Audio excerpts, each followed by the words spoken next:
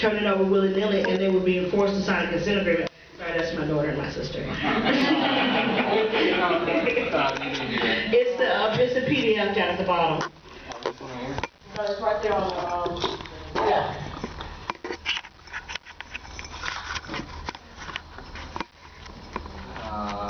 Can you go down some, or we were in a PowerPoint? That's not it. Well, yeah, it is. It's just too far ahead. This is what I want to talk about, but it's gone too far ahead. Rhett can sit right here and tell you, and just tell him when to advance, and he can. Okay. We'll start here. This is where we were when we talked about Kennedy versus Nixon, and then I jumped off to talk about the NVRA. But let's go to the next slide. Coleman versus Franken. We're going to come back to the NVRA, but let's talk about why these things are important, because we got off track for a second. But when Kennedy versus Nixon set the precedent, but it was really what happened in #1 with this election and #2 with the election in 2000. I spent a little bit more time on the 2000 election, so let's talk about Coleman versus Franken first. How many of you guys understood that Coleman was way ahead before it went to the recounts?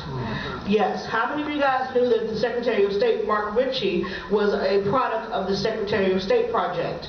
You guys know what the Secretary of State project is? Now, that's why I spend more time on the 2000 election, because the Secretary of State project came directly out of the 2000 elections. These Democrats put millions of dollars into the 2000 elections, and they felt robbed. They did not realize how important the Secretary of State's office was until Katherine Harris showed them, you know, what that looks like. And they was like, oh no, this isn't going to work. So across the country in over 11 states, they put in friendly Secretary of States that were beholden to George Soros, that could be activated at any moment. Mark Ritchie in Minnesota, Jennifer Bruner in Ohio, Robin Carnahan in Missouri. There was one in New Mexico. Across the country, they had these friendly Secretary of States that came in the class of '06, and they were waiting to be activated. For Ritchie, this was his chance with Coleman versus Franken. He had two separate sets of rules for the Democrats than he did for the Republicans. They were copying provisional ballots, which we'll talk about in a moment, and instead of stamping them as copies, they were counting them twice for Franken. Next slide. Which is how we got this. Senator Al Franken, guys.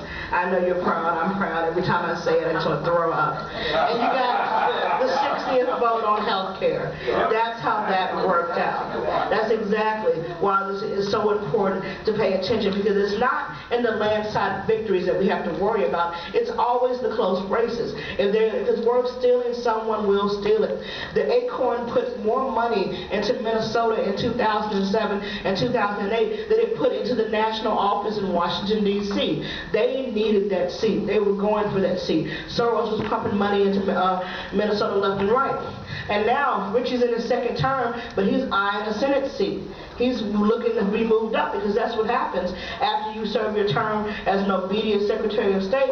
You get to run for whatever office you choose, and Soros will bankroll you all the way. Jennifer Bruner did it in Ohio. Unfortunately, she didn't realize just how much she was hated in the state, and she did not get past her primary. But she will try again, believe me. Next slide. Bush versus Gore. This had to be the election of a lifetime. The way this was done, the Democrats screamed bloody murder. To this day, they feel that the election was robbed. They were robbed, and they put massive changes in place because of it. One of them being the Secretary of State project, the other being the Help America Vote Act of 2002. Now, because the Republicans were in control, the first part of the act seems very sweet, very great, very patriotic. It says that the voting records have to be maintained by one of two databases, either a driver's license or a Social Security database. They have to maintain and match it up. It says that the voting systems must be computerized, and it gives money to the states to go out and buy these computerized voting machines. And what they don't tell you about is this other section, which was the grand prize and the gift to the Democrats: provisional voting.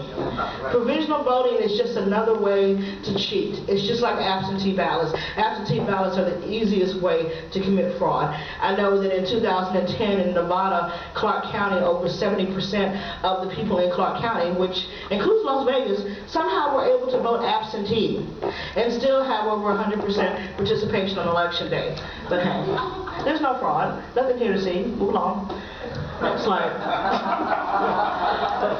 That's why we're going to talk about these voter registration laws. We're going to go, we've already talked about the NVRA. We're going to talk about HAVA a little bit more. And that provisional voting means I can come into your precinct. Even if I'm from out of state, I can come into your precinct and I can say, you know what? I'm supposed to vote here. And if I'm adamant enough and I'm not going to move, and I don't care if you look it up and say I'm in precinct 25, I can still cast a ballot in your precinct. I can go to your precinct and do the same thing.